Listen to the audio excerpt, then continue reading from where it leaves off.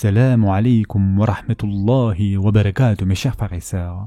La dernière fois, nous avions parlé des bienfaits de l'histoire de Ka'b ibn Malik radiallahu anhu qui était liée au fiqh et nous avions terminé son histoire. Nous allons aujourd'hui, incha'Allah, étudier d'autres événements. Comme nous l'avions déjà dit, il n'y a pas eu de bataille pour être racontée, d'accord, dans cette expédition. Cette expédition comprend cependant plusieurs incidents à partir desquels nous pouvons tirer de leçons. Le contexte ici est totalement différent de la bataille de Uhud ou la bataille de Badr. Nous en avions parlé, d'accord? Il n'y a pas eu de combat ici. La bataille de Tabouk, quant à elle, comprend de petites histoires qui renferment beaucoup de bienfaits. Et aujourd'hui, nous allons passer à une autre histoire. Du fait donc que ces histoires se passent toutes pendant la bataille de Tabouk, nous n'allons pas forcément les raconter dans l'ordre chronologique. Nous allons donc parfois mentionner des faits qui se sont passés durant l'expédition dans son ensemble, comme la mosquée construite par les hypocrites. Cet événement a commencé au début de l'expédition et a duré jusqu'à la fin de l'expédition. Nous n'allons pas parler de l'expédition en elle-même, d'accord? Nous allons sauter cette partie afin de discuter de cette mosquée, puis nous allons y revenir après sur les petits événements. Nous sommes toujours à Médine. Le prophète sallallahu alayhi wa sallam appela les gens à faire la sadaqa, l'aumône, d'accord? Les histoires relatant les dons d'argent des compagnons, malgré leurs souffrances et leurs problèmes, sont nombreuses, comme vous le savez. De même que celles évoquant les moqueries des hypocrites à leur égard. Nous allons commencer par un incident que tout le monde connaît, un incident intéressant relatif à la concurrence entre Abu Bakr radiallahu anhu et Omar radiallahu anhu. Nous en avions déjà parlé. C'est une histoire racontée dans le Sunan at-Tirmidhi relative à la bataille de Tabouk. Le prophète sallallahu alayhi wa sallam se leva tout en continuant de demander l'aumône aux gens, jusqu'au moment où Omar radiallahu anhu se dit « Voilà pour moi une occasion pour surpasser la générosité de Abu Bakr radiallahu anhu ». Il retourna chez lui et revint avec la moitié de son argent. Nous savons, et nous l'avons déjà dit plusieurs fois, que l'argent était un élément rare à cette époque, d'accord? Les gens ne savaient pas à quel moment ils recevraient une somme d'argent conséquente. Il n'y avait pas de salaire mensuel. Le concept des salaires est un tout nouveau concept qui a changé l'économie mondiale. Yani, vous savez en tant que salarié, l'argent que vous allez recevoir tous les mois, d'accord? Et ce concept de salaire est encore très nouveau, mes chers frères et sœurs. Quant aux compagnons, radiallahu anhum, ils recevaient de l'argent de manière irrégulière. Ils pouvaient avoir 1 dinar dans une journée et puis rien pendant des semaines. Et lors d'une expédition ou d'une transaction, ils pouvaient obtenir 100 dinars. Et puis plus rien pendant des années. Et ceci, ce sont des exemples réels.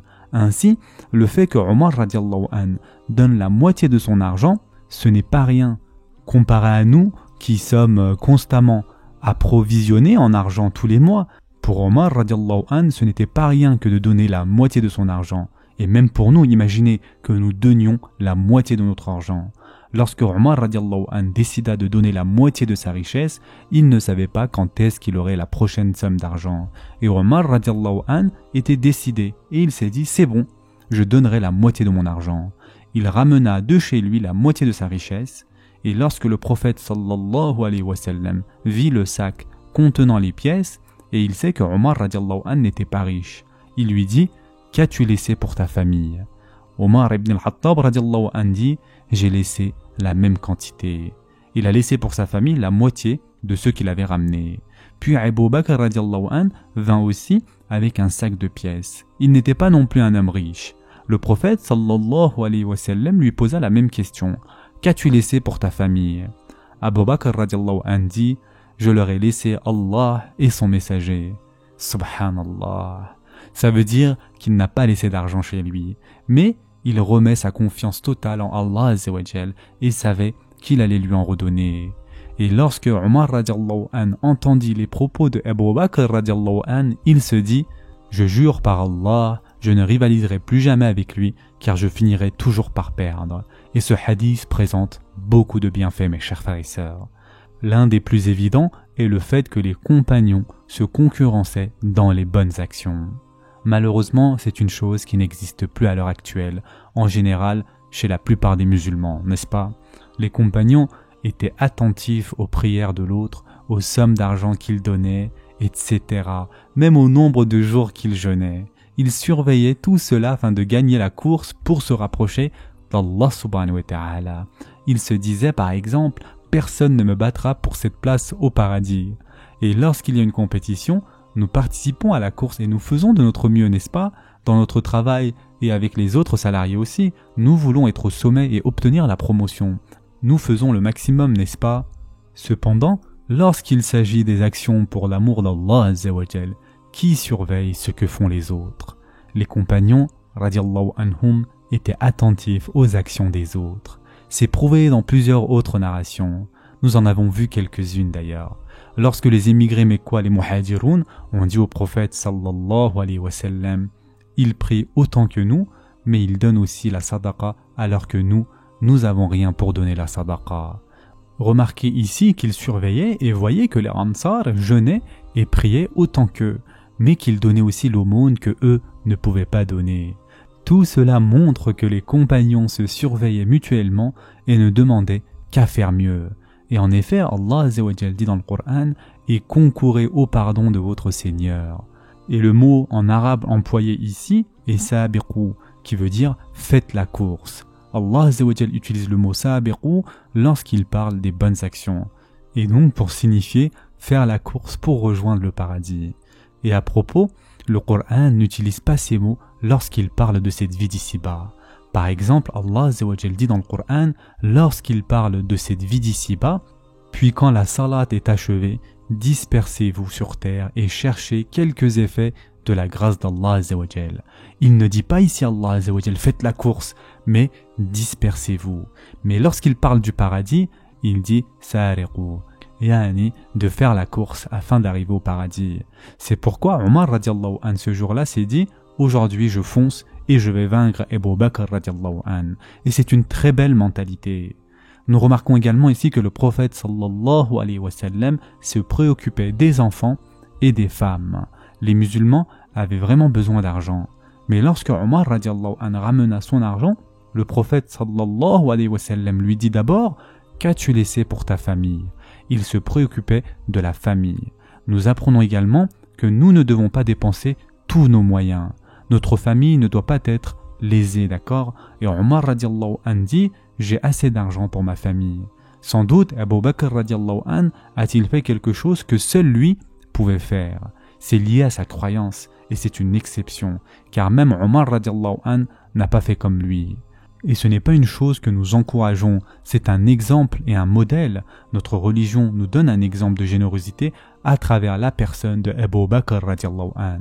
Et en vérité, le Coran nous dit que lorsque nous voulons faire un don, nous devons donner une quantité raisonnable, ni trop peu, d'accord?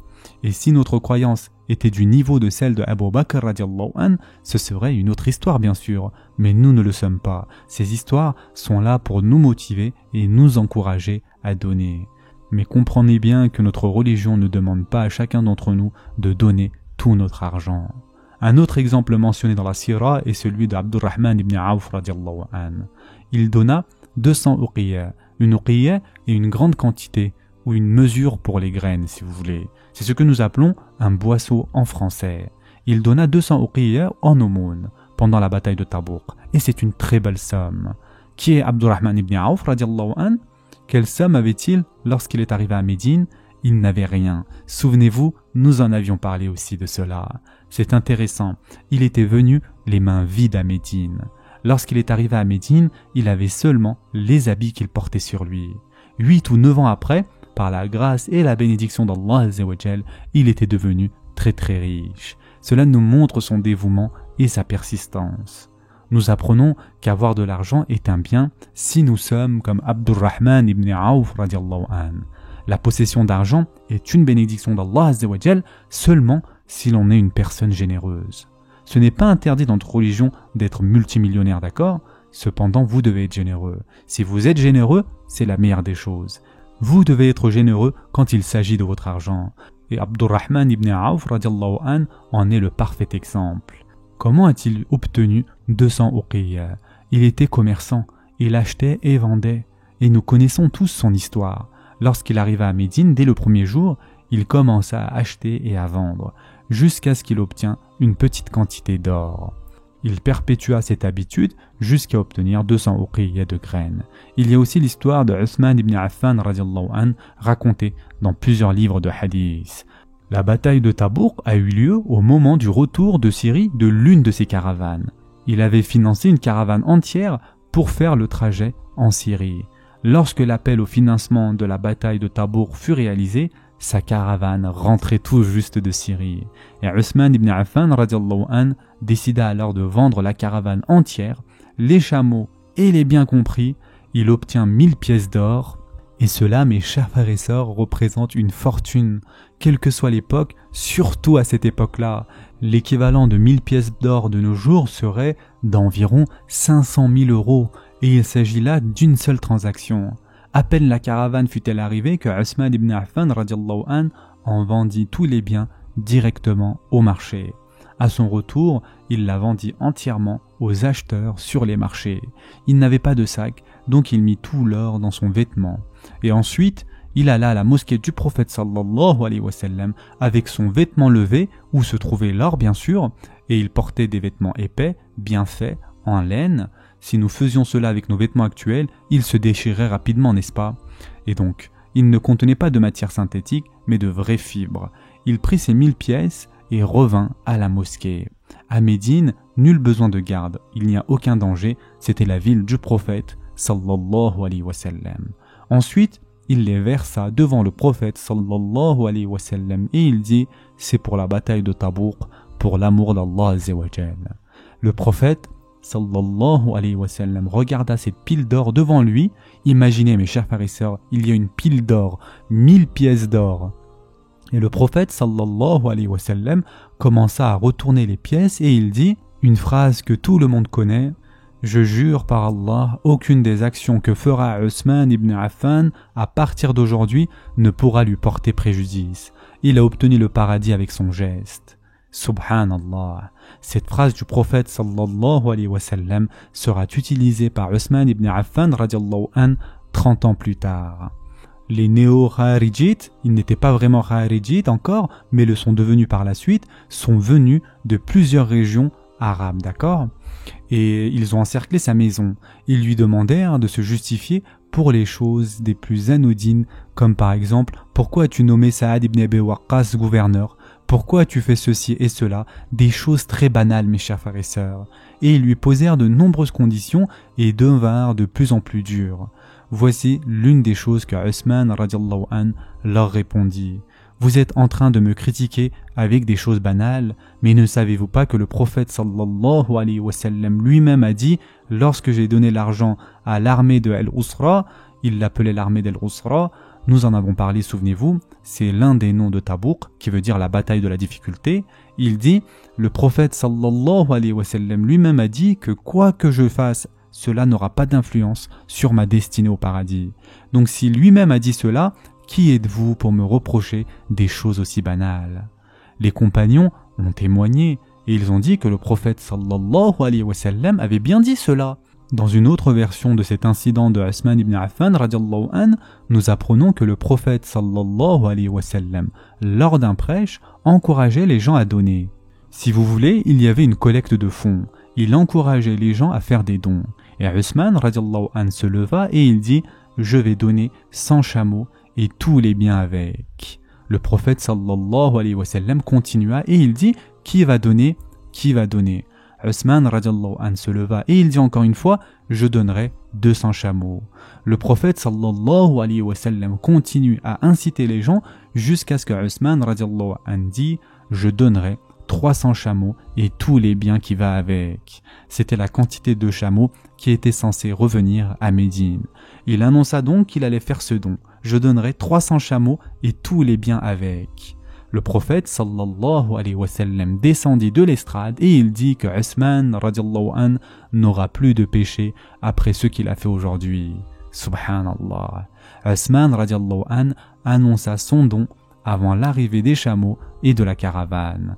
Lorsque la caravane fut arrivée, il la vendit puis ramena l'argent au prophète sallallahu alayhi wa sallam et voici donc des exemples de sa générosité. Par ailleurs, nous avons des exemples relatifs aux moqueries des hypocrites. De quelle manière se moquaient-ils? les hypocrites ne donnaient rien. Non seulement ils ne donnaient rien, mais ils se moquèrent de ceux qui donnaient. Ils étaient non seulement avares, mais ils tentaient également d'empêcher les autres de donner pour la cause du prophète sallallahu alayhi wa sallam. Ils se moquèrent de tout ce qui avait été donné en le disant publiquement ou en poussant du coude et clignant des yeux, d'accord? Ils disaient « Ah, cet homme donne vraiment beaucoup, il ne fait que se vanter, il ne le fait pas pour l'amour d'Allah. » Nous avons toujours ce sentiment de nos jours, n'est-ce pas? Les gens jugent les autres lorsqu'ils donnent pour l'amour d'Allah azza wa jal. Ils se moquaient aussi lorsqu'une personne donnait peu en disant « À quoi cela peut-il servir une si petite somme? Pourquoi donnes-tu si peu ?» Allah azza wa jal les exposa dans le Coran et il les a sévèrement critiqués. Allah azza wa jal dit dans la sourate Le Repentir, At-Tawbah, et contre ceux qui ne trouvent que leurs faibles moyens à offrir, et ils se moquent alors d'eux. Ces hypocrites se moquaient des gens qui n'avaient que très peu à donner. Et ensuite Allah azza wa jal dit « Et ils auront un châtiment douloureux, yani pour s'être moqués d'eux. » Et quelle est l'histoire de ce verset dans la sourate At-Tawbah? At-Tabari mentionne que lorsque le prophète sallallahu alayhi wa sallam appela au don quotidien, l'un des Ansar décida de donner quelque chose. Il travaille dur toute la nuit, un travail physique éprouvant. Il prit de l'eau et la vendit, c'est le minimum qu'une personne pouvait faire. Il resta toute la nuit à sortir de l'eau du puits pour la vendre le lendemain. Il gagna 2 poignées de dattes en faisant cette corvée toute la nuit. Il vint le lendemain matin et dit au prophète sallallahu alayhi wa sallam « Voici une poignée de dattes pour toi et l'autre poignée pour nourrir ma famille. Je suis resté toute la nuit à travailler manuellement, j'ai pris de l'eau et je l'ai vendue. Voilà ce que j'ai gagné. » L'un des hypocrites se leva, se moqua de lui et il dit « Penses-tu qu'Allah a besoin de cette quantité de dattes ?» Un autre se leva et il dit « Tu as plus besoin de ces dattes que les autres. » Yani voulant dire « Tu es tellement pauvre, tu en as plus besoin que les autres. » Mes chers frères et sœurs en islam, vous pouvez imaginer ce que ressentit ce compagnon, il en fut très blessé. Le fait qu'il soit resté toute la nuit à travailler était déjà suffisamment pénible. Et il donna ce qu'il pouvait donner, mais par-dessus tout, les hypocrites se moquèrent de lui. « Qui es-tu? Qui a besoin de ça? Allah n'a pas besoin de ça. » En d'autres termes, ils lui disent clairement « Tu es tellement pauvre, tu devrais faire des dons à toi-même. Qui es-tu pour donner à Allah et son messager ?» C'est à ce moment qu'Allah azza wa jal révéla « Ils croient se moquer des croyants, mais Allah se moquera d'eux et ils auront une punition douloureuse. » Subhanallah. Lorsque le prophète sallallahu alayhi wa sallam appela les gens à se préparer à partir pour l'amour d'Allah azza wa jal, non seulement les hypocrites ne participèrent pas au don, mais ils commencèrent aussi à donner des excuses pour ne pas y aller, comme nous l'avions vu. Ils donnèrent des excuses avant et après Tabouk. Certains hypocrites donnèrent des excuses avant la bataille et d'autres après le retour du prophète sallallahu alayhi wa sallam. Et la Sira comporte l'une des histoires les plus étranges sur ce sujet. Un jour, le prophète sallallahu alayhi wa sallam posa une question à un hypocrite nommé Al-Jad ibn Qais, membre du même cercle Abdullah ibn Seloul, d'accord, qui était lui aussi un hypocrite, comme vous le savez. Donc, Al-Jad ibn Qais comptait parmi l'élite des Khazraj et allait rester hypocrite toute sa vie, d'accord. Le prophète sallallahu alayhi wa sallam lui dit donc « Oh Jad, cela ne t'intéresse pas de combattre les Romains? Viens, nous allons les combattre. » Jad dit « Oh messager d'Allah, peux-tu m'excuser et me donner permission? Car je jure par Allah, mon peuple sait que j'ai une faiblesse avec les femmes. » Yani, il dit ensuite « Je suis inquiet, si je vois les filles des Romains, j'ai peur de ne pas pouvoir patienter. » Quelle excuse incroyable, n'est-ce pas? Le fait de voir les filles des Romains, les filles des Benu el-Asfar, en effet les Arabes appelaient les Romains les Benu el-Asfar, ce qui veut dire la tribu des jaunes, d'accord? Ils appelaient les Romains le peuple jaune et non les hommes blancs. Le terme de blanc n'avait pas la même signification que celle que nous avons aujourd'hui, d'accord? Pour les Arabes, blanc équivaut à une peau brun clair. Ceux que nous appelons les blancs, eux les appelaient les jaunes. Donc les Arabes appelaient les Romains le peuple des jaunes, Ben el-Asfar, d'accord? Cet hypocrite dit donc « Je ne peux pas y aller pour éviter de voir une de leurs femmes, car je ne pourrais pas résister et cela deviendrait difficile pour moi. » Et quelle excuse minable, n'est-ce pas? Le récit raconte que le prophète sallallahu alayhi wa sallam se retourna et partit, acceptant son excuse. « Si tu ne veux pas partir, ne pars pas. » Et Allah Azza wa Jal révéla dans le Coran, parmi eux, certains ont dit « Donne-moi la permission de rester et ne me mets pas dans une situation où je serai tenté. » Donc Allah Azza wa Jal parle clairement de cette situation-là. Et donc, Jad dit « Ne me teste pas, c'est une grande épreuve pour moi de voir les filles des Romains. » Allah Azza wa Jal dit qu'il y a ceux qui disent « Donne-moi la permission et accepte mon excuse. Ne me teste pas et ne me mets pas en tentation. » Ensuite Allah Azza wa Jal dit « Or, c'est bien dans la tentation qu'ils sont tombés. » Et c'est un verset très puissant, mes chers frères et sœurs. L'hypocrite dit « Ne me tente pas » et Allah Azza wa Jal dit « Or, c'est bien dans la tentation qu'ils sont tombés. » Du fait de leurs mensonges et de leurs excuses, bien sûr. Et Allah Azza wa Jal mentionne aussi dans la sourate At-Tawbah, le repentir, il y a plusieurs références aux hypocrites. Ceux qui sont restés derrière se sont réjouis de pouvoir rester chez eux à l'arrière du messager d'Allah. Ils ont répugné à lutter par leur bien et leur personne dans le sentier d'Allah et ils ont dit « Ne partez pas au combat sous cette chaleur ». Les hypocrites sont heureux de ne pas y aller. Ils sont assis, ils sont paresseux et ils se disent entre eux « Ne partez pas pendant cette chaleur ». Et Allah Azza wa Jal leur répondit « Dis, le feu de l'enfer est plus intense en chaleur s'ils comprenaient. » Qu'ils rient un peu et qu'ils pleurent beaucoup en récompense de ce qu'ils ont acquis. Et honnêtement, ce verset est l'un des versets les plus puissants de cette sourate. Dans un autre verset de la sourate At-Tawbah, le verset 42, Allah Azza wa Jal dit « Si cela avait été un profit facile ou un court voyage, ils t'auraient suivi, mais la distance leur parut longue. » Ils ont donc tous menti, donnant des excuses, bien sûr les hypocrites. Allah Azza wa Jal dit que si cela avait été un court voyage, offrant un grand butin où il y avait beaucoup d'argent, toutes ces excuses auraient disparu et ils seraient venus avec toi. Mais vu que cela représentait un long voyage qui avait comme finalité d'affronter les Romains, ils paniquèrent et trouvèrent plein d'excuses. Et Allah Azza wa Jal dit qu'ils étaient contents et heureux de ne pas y aller, se consolant entre eux en disant « Qui voudrait y aller sous une telle chaleur ?» Mes chers frères et sœurs en islam, observez ici la différence avec l'attitude des compagnons, radiallahu anhum, qui n'avaient pas les moyens d'y aller, mais qui voulaient y aller. Ils n'avaient pas les moyens de payer ou d'y aller, et en effet, il existait un groupe de compagnons appelés ceux qui pleurent. Pourquoi ? Car ils n'avaient pas les moyens ni de donner de l'argent, ni d'avoir un chameau pour aller combattre. Et le prophète sallallahu alayhi wa sallam ne pouvait pas acheter de chameaux pour tout le monde, que ce soit clair. Donc un groupe de compagnons était resté sans chameau. Ils attendirent jusqu'au dernier jour. Et au fait, certains d'entre eux étaient des proches de Abu Ayyub al-Ansari et faisaient partie de sa tribu secondaire, la tribu de Muzayna, d'accord ? Et d'autres faisaient partie des derniers Muhajirun. Parmi eux, il y avait Irbad ibn Sariyah, le fameux Irbad qui mit les bracelets de Kisra. Il y avait donc des groupes composés d'environ 7, 12 ou 13 personnes. Nous ne savons pas exactement combien, qui n'avaient pas assez et suffisamment d'argent, et donc ils attendirent jusqu'au dernier moment avant le départ. Ils ne pouvaient pas acheter de chameau. Lorsque le dernier jour arriva, le prophète sallallahu alayhi wa sallam leur dit « Je suis désolé ».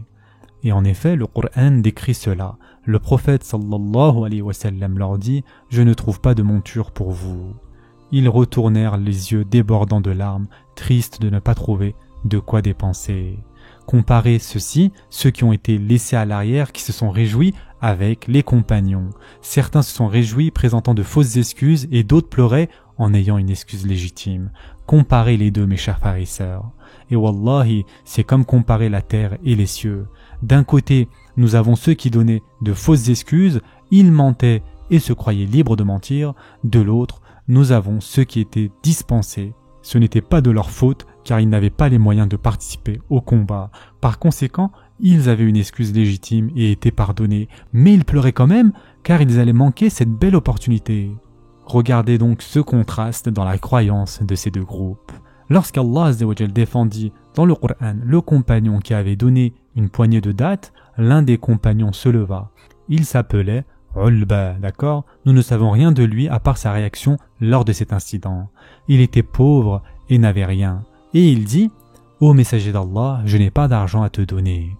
Mais je te donne mon honneur et ma dignité et je te défendrai contre ces gens qui t'énervent, c'est-à-dire les hypocrites. » Le prophète, sallallahu alayhi wa sallam, lui dit « J'accepte ton aide. Subhanallah. » Cela nous montre que les compagnons voulaient sans cesse donner au prophète sallallahu alayhi wa sallam, même si ce n'était pas de l'argent. En ce qui concerne Ulba et le groupe des Baqqa'oun, c'est-à-dire les gens qui pleurent, on raconta que le prophète sallallahu alayhi wa sallam dit lors de l'expédition de Tabouk, il existe des gens à Médine qui sont restés à Médine. À chaque pas que vous faites, chaque vallée que vous croisez, ils sont avec vous et ont la même récompense que vous. Subhanallah. Et ils dirent, les compagnons, ô messager d'Allah, même en étant restés à Médine, ils auront la même récompense que nous? Tout ce que nous avons subi, ils auront la même récompense? Le prophète sallallahu alayhi wa sallam leur dit, même en étant à Médine, car ils avaient une excuse légitime et ne pouvaient pas venir avec nous. Yani, ils voulaient venir du fond du cœur, mais ils ne pouvaient pas car ils n'avaient pas les moyens. Et c'est un très beau hadith sur les bienfaits. De quoi? Les bienfaits de la bonne intention. L'intention sincère et non pas une mauvaise intention. Et par exemple, mes chers frères et sœurs, une intention sincère, comme par exemple lorsque l'on dit « Si j'avais 1 million d'euros, j'aurais fait ceci et cela pour l'amour d'Allah. J'aurais fait ceci et cela. » Vous ne perdez rien en ayant de telles intentions positives. En effet, selon d'autres narrations, si une personne a une telle intention, Allah Azza wa Jal lui compte comme une bonne action. Nous manquons tellement d'opportunités, n'est-ce pas? Nous devons toujours dire, si j'avais ceci, j'aurais fait cela. Ayez juste l'intention sincère, l'intention au bon endroit. Et subhanallah, quant à ce groupe qui était resté à Médine, leur intention était tellement forte et puissante et sincère, ils avaient donc la même récompense que celle de toute l'armée qui avait fait le voyage d'1 mois, aller et retour, car ils ne seraient restés à Médine s'ils en avaient eu les moyens. Voyons maintenant l'histoire de Abu Khaythama al-Ansari, qui nous montre que même les compagnons avaient parfois des difficultés. Certains d'entre eux avaient des difficultés plus importantes que d'autres. Nous avons déjà raconté l'histoire de Ka'ab ibn Malik radiallahu an et comment cela fut difficile pour lui. Et maintenant nous allons parler de Abu Khaythama radiallahu an qui atteignit donc presque le niveau de Ka'ab radiallahu an. Il était le dernier à partir de Médine. Que lui est-il arrivé? La même chose que Ka'ab radiallahu an. Retard, procrastination, il avait reporté au lendemain, etc. Il continua à se donner des excuses jusqu'au jour où le prophète sallallahu alayhi wa sallam partit. Et c'est la même histoire que Ka'ab radiallahu an. Il revient ensuite chez lui, il avait un jardin en dehors de Médine. Lorsqu'il entra dans son jardin, il vit que ses femmes lui préparaient un tapis sous un palmier avec plein de dattes l'arrosant de gouttes d'eau. Pourquoi ont-elles arrosé le tapis de gouttes d'eau? Pour le rafraîchir.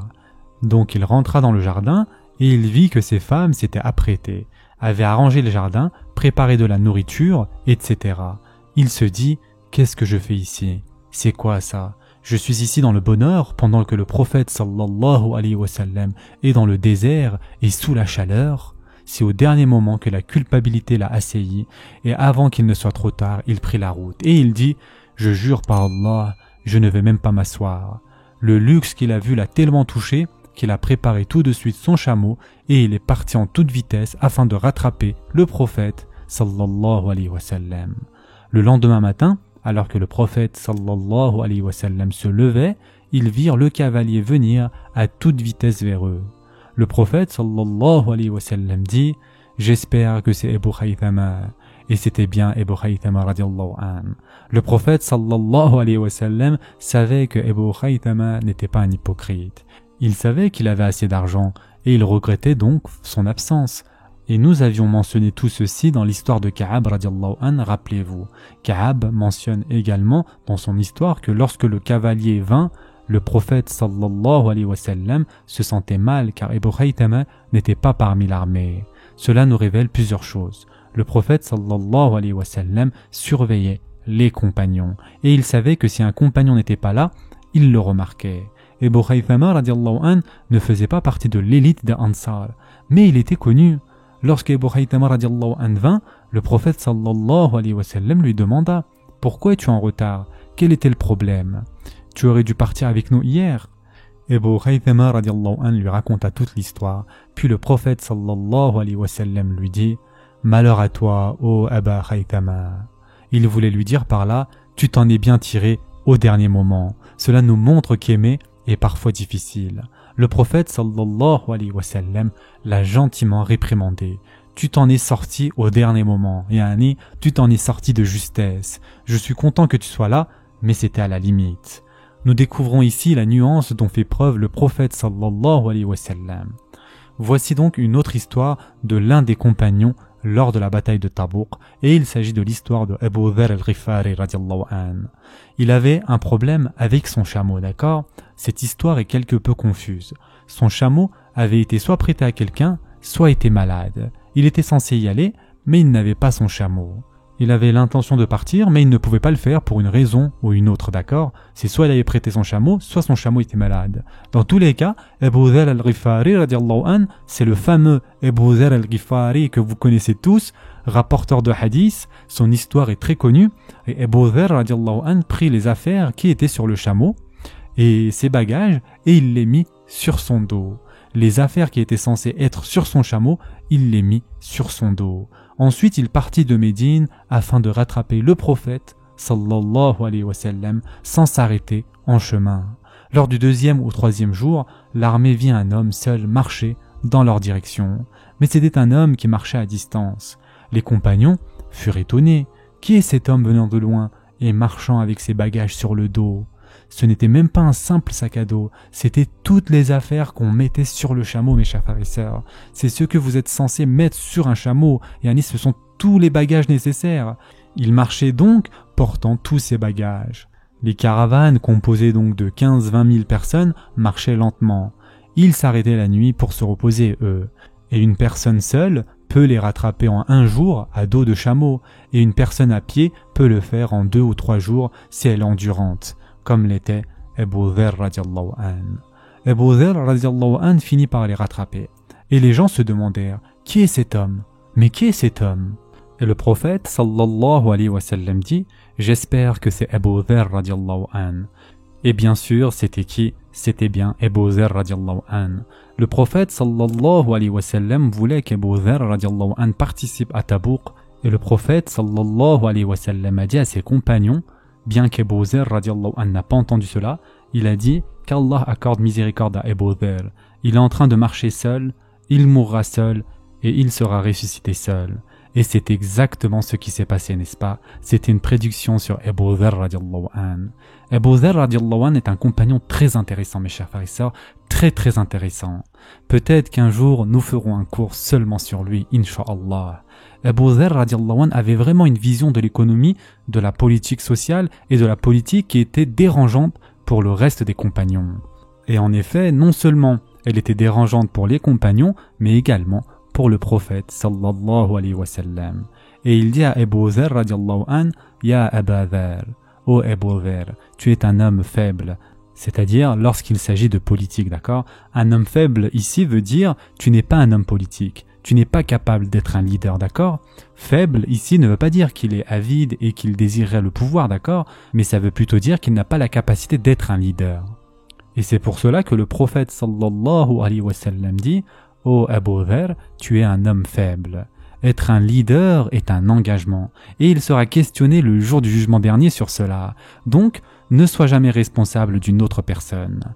Voici ce que nous avons sur la philosophie de vie de Abu Dharr radiyallahu anhu et ses idées concernant la politique sociale et l'économie. Il ne croyait pas au fait de collecter des biens en prévision du lendemain et d'épargner de l'argent pour le futur. D'accord? Que ce soit bien clair. Il pensait que tout ce que vous possédez devra être donné aux autres. Et vous comprenez que ce n'est pas possible de gouverner en étant comme ça. C'est une vie très difficile et dure. Il avait une vie très simple et lorsque les compagnons s'enrichirent et construisirent des maisons plus grandes, il s'y était opposé. Il ne supportait pas cela, malgré le fait que c'est une chose permise en islam. Nous savons que c'est permis. C'est la beauté de notre religion. Personne n'est obligé de vivre une vie difficile. Les gens sont tous différents et Allah Azza wa Jal accepte cela, accepte cette variation chez les gens. Et Abu Dharr radiyallahu anhu était dans l'extrême et il exigeait que les autres soient comme lui. De ce fait, il avait beaucoup de problèmes avec les compagnons, jusqu'à ce que Uthman ibn Affan radiyallahu anhu, alors qu'il vivait sous son califat, lui demanda de partir de Médine et d'aller vivre ailleurs. Car le calife Uthman radiyallahu anhu reçut beaucoup de plaintes qui venaient de Abu Dharr radiyallahu anhu. Il a dit ceci, il a dit cela, Abu Dharr m'a fait ceci, Abu Dharr a dit cela. voici les plaintes que recevait Othman ibn Affan radiallahu anhu des autres compagnons concernant Abu Dharr radiallahu anhu. Beaucoup de personnes se plaignaient de son attitude et Othman radiallahu anhu lui demanda alors « Peux-tu vivre dans une autre ville ?»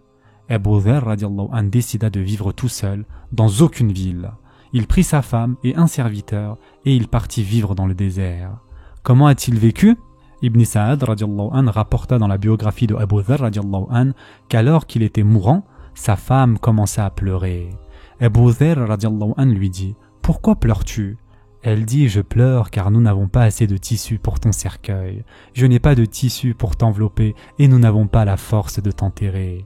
Il n'y avait qu'une vieille femme et un serviteur. » Et elle dit donc « Nous ne pouvons même pas creuser une tombe pour toi. » Abu Dharr radiallahu anhu dit « Ne pleure pas. » J'ai entendu le prophète sallallahu alayhi wa sallam dire un jour, lorsque nous étions assis avec un groupe de personnes, « Une personne parmi vous mourra toute seule.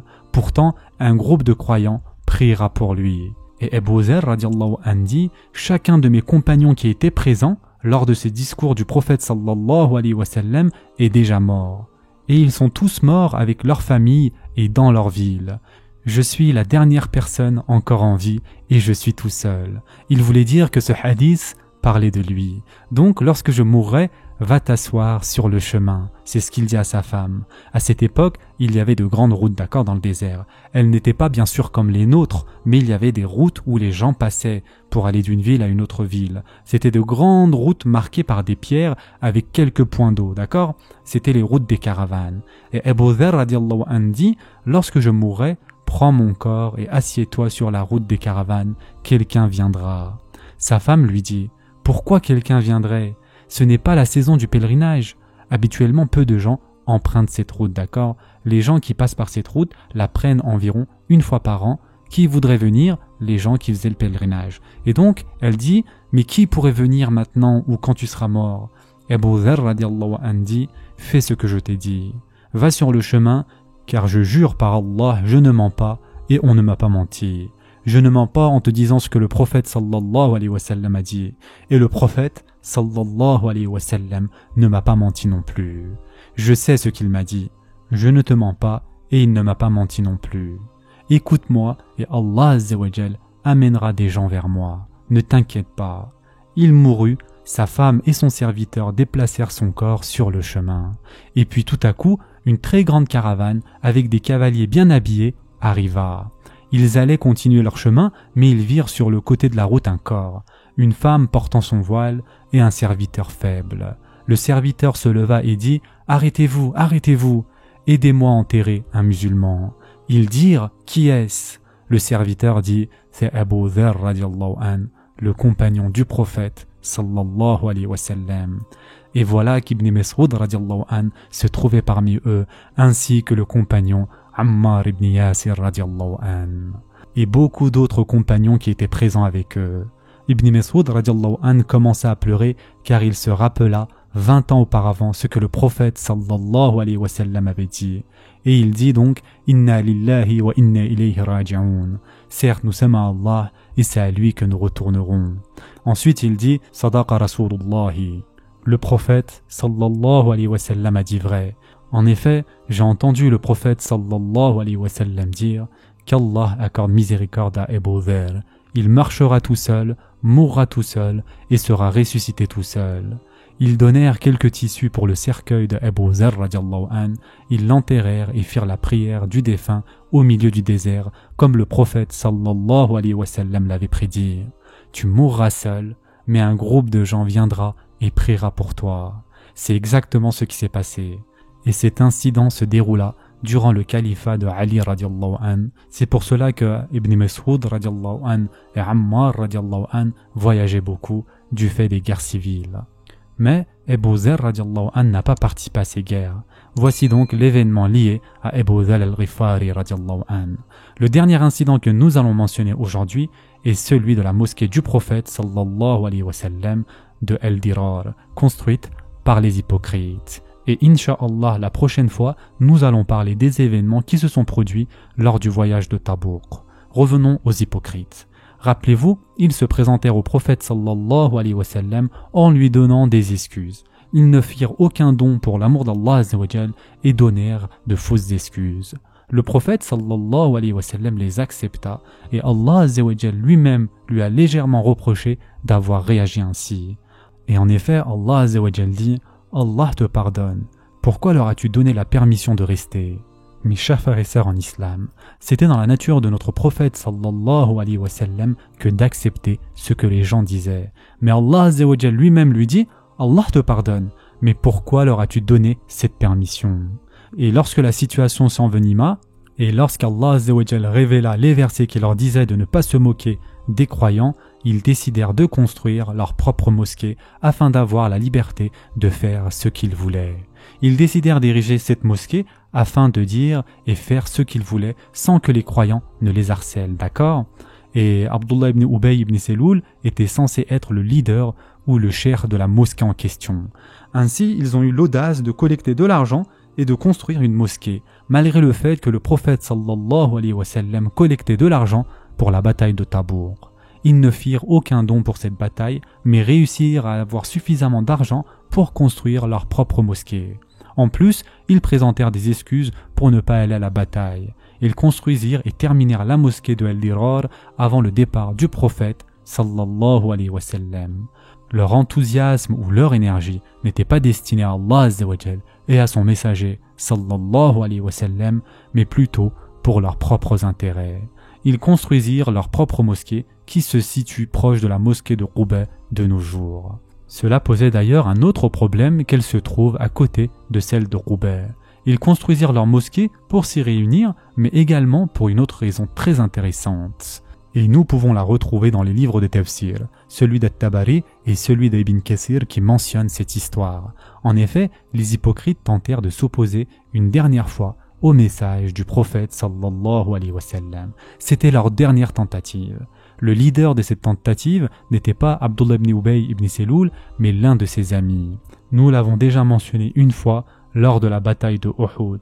Son nom était Abu Amir al-Rahib, d'accord? Et Abu Amir al-Rahib faisait partie de l'élite des Khazraj. Il faisait partie des chefs des Khazraj donc. Souvenez-vous, il y avait eu une guerre civile. Lorsque la plupart des chefs ont été tués, les jeunes voulaient un renouvellement, ils n'aimaient pas les méthodes anciennes, d'accord? Ils cherchaient une nouvelle vie. C'est pour cela qu'ils se sont convertis à l'islam. Ils voulaient que le prophète sallallahu alayhi wa sallam devienne leur leader et leur porte-parole. Aïcha radiallahu anha dit « Allah a donné au prophète sallallahu alayhi wa sallam comme cadeau la guerre civile entre les Aws et les Khazraj. Et le résultat de cela a été leur conversion à l'islam. C'est la raison pour laquelle ils ne supportaient plus les anciennes méthodes. Ils voulaient quelque chose de nouveau. Et de ce fait, ils se sont convertis à l'islam et sont devenus les Ansar. Mais certains au rang plus élevé, censés être les leaders, furent remplacés. Le plus important d'entre eux, resté à Médine, était Abdullah ibn Ubay ibn Seloul. L'autre personne que la Sira mentionne, et ayant les mêmes caractéristiques que Abdullah ibn Ubay ibn Seloul, est bien sûr Abu Amir al-Rahib. Al-Rahib veut dire le moine. Il était appelé al-Rahib, car il était chrétien avant l'islam. Il devint une personne très respectée avant l'islam. Les gens de Médine, avant appelé Yasrib, à cette époque, l'aimaient beaucoup car il avait un rang élevé. Il était sage, religieux et honnête. Ils l'aimaient beaucoup. Et lorsque le prophète sallallahu alayhi wa sallam est arrivé, cela fit de l'ombre à sa soif de pouvoir et de célébrité. Il n'était pas honnête. Lorsque le prophète sallallahu alayhi wa sallam l'a appelé à se convertir et lui a récité le Coran, Abu Amir a rejeté l'islam. Après la bataille de Badr, lorsque les païens n'étaient plus autorisés, Abdullah ibn Ubay prétendit accepter l'islam et devint hypocrite. Et Abu Amir, quant à lui, fuit et partit à la Mecque. Et avant la bataille de Uhud, Abu Amir, qu'est-ce qu'il fait? Il continua de se vanter devant les Quraysh et il leur dit « Attendez ici et vous verrez combien mon peuple aura du respect pour moi. » Yani, Abu Amir voulait parler avec le prophète sallallahu alayhi wa sallam et les Ansar. Et au moment où ils me verront, c'est ce qu'il dit bien sûr, ils seront de votre côté et vous livreront le prophète sallallahu alayhi wa sallam très facilement. C'est ce qu'il leur disait. Attendez, vous allez voir, je connais mon peuple et je sais à quel point il m'aime. Ainsi les Quraysh furent très satisfaits et ils dirent « Ok, c'est notre arme secrète ». Peu de temps avant la bataille, ils autorisèrent Abu Amir à se rendre auprès de son peuple et à leur tenir ce discours. Il leur dit « ô mon peuple, c'est moi, Ebu Amir al-Rahib, venez, faites ceci et cela. Donnez le prophète sallallahu alayhi wa sallam au Quraysh et je vous donnerai ceci et vous aurez cela. Lorsqu'ils le virent, ils entendirent ses propos, ils commencèrent à lui dire les pires choses. Ils lui répondirent, tu n'es pas Ebu Amir al-Rahib, tu es Ebu Amir al-Kafir, c'est-à-dire le mécréant. Tu es ceci et tu es cela. Ils lui tinrent un discours des plus sévères. Qui es-tu pour nous dire de te livrer le prophète sallallahu alayhi wa sallam? Ebu Amir était bien sûr choqué de voir son peuple s'opposer à lui aussi férocement. Il revient au Quraysh et il leur dit « Je ne sais pas ce qui leur est arrivé. Ce n'est pas le peuple que je connaissais à l'époque. » Et bien évidemment, ce n'est pas l'islam qui a remis en question leur loyauté. Lorsqu'il réalisa qu'il ne pouvait pas rester à la Mecque, il partit à Rome.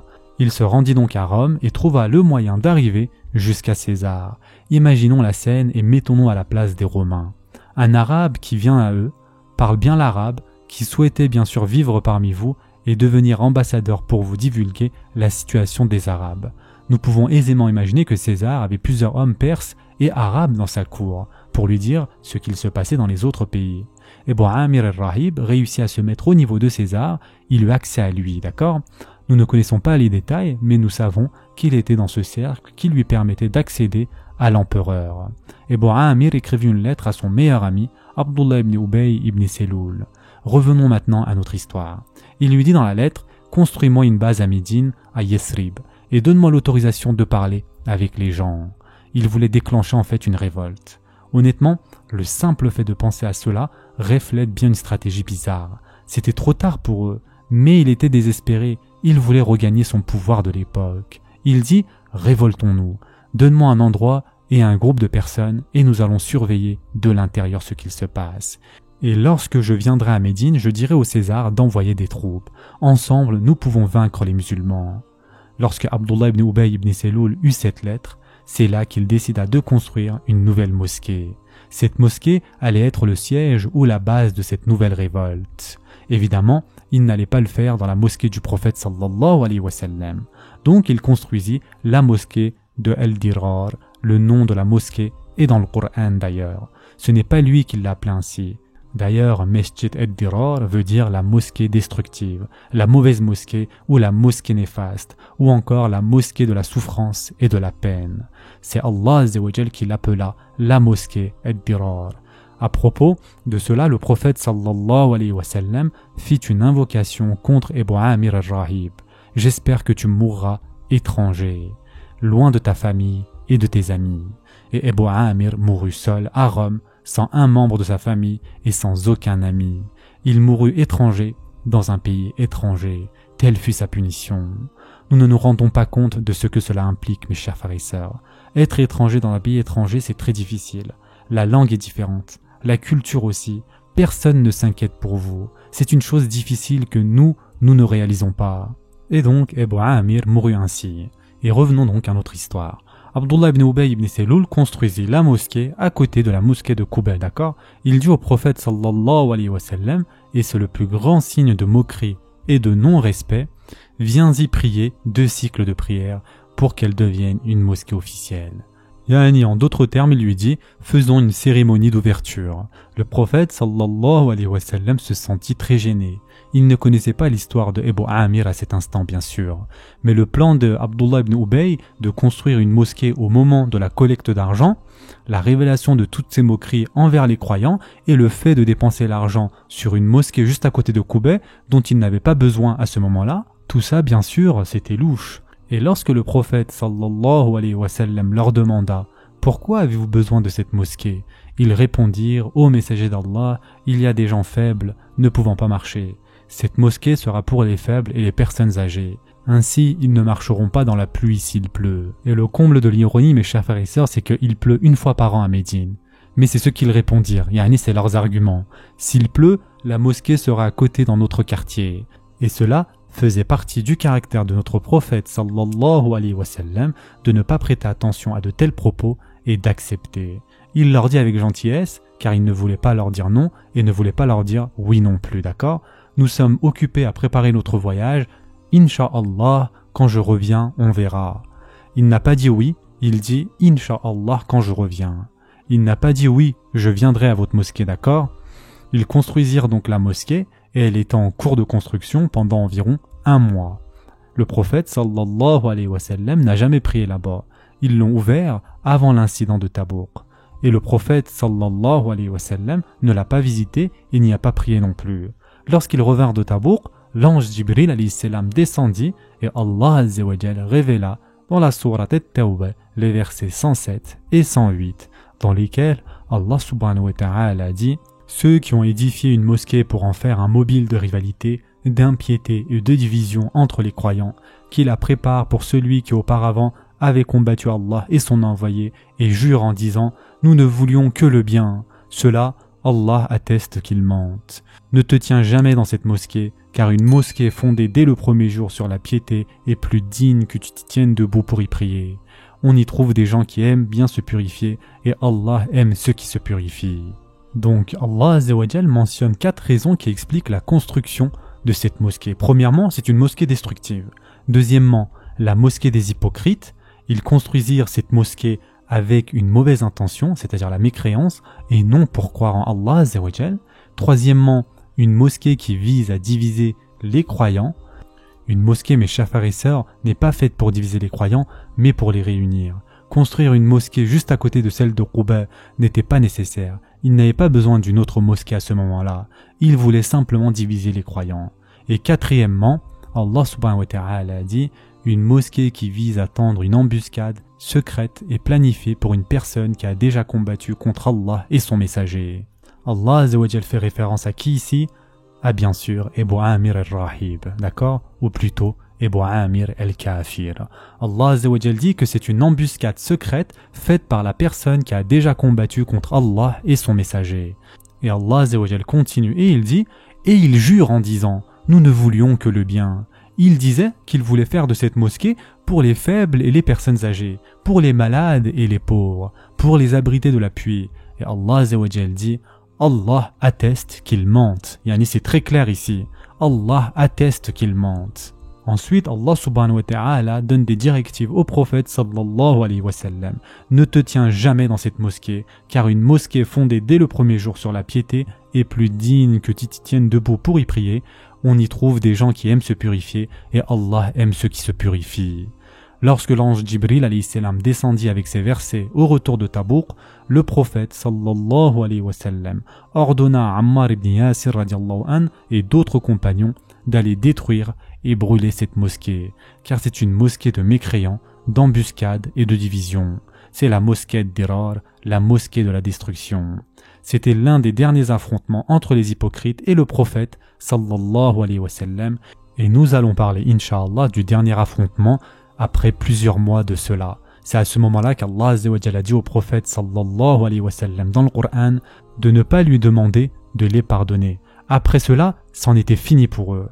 Un des plus grands bienfaits de Tabouk est la fin des aspirations des hypocrites. Bien sûr, les hypocrites vivaient encore à Médine, mais ils n'avaient plus d'aspirations ni de plans contre les croyants après la bataille de Tabouk, d'accord? Nous apprenons via l'histoire de cette mosquée que même une mosquée peut être un endroit néfaste, si elle est construite par des mauvaises personnes avec une mauvaise intention et une mauvaise raison.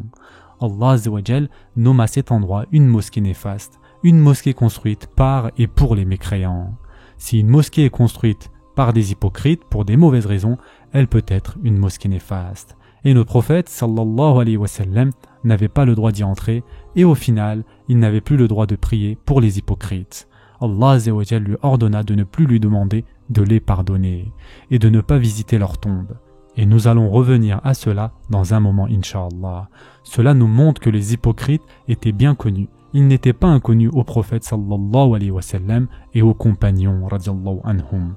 Ils voulaient construire leur propre mosquée et y prier, et ils étaient donc très bien connus. Cependant, la raison pour laquelle nous les connaissons pas est que leurs noms furent oubliés et négligés dans l'histoire. Ils n'ont rien fait, donc ils ne sont pas mentionnés dans les livres de Sira. Mais on les connaissait physiquement et du fait de leurs actions, d'accord? Et Allah Azza wa Jal dit dans ces versets, une mosquée fondée dès le premier jour sur la piété est plus digne que tu t'y tiennes debout pour y prier.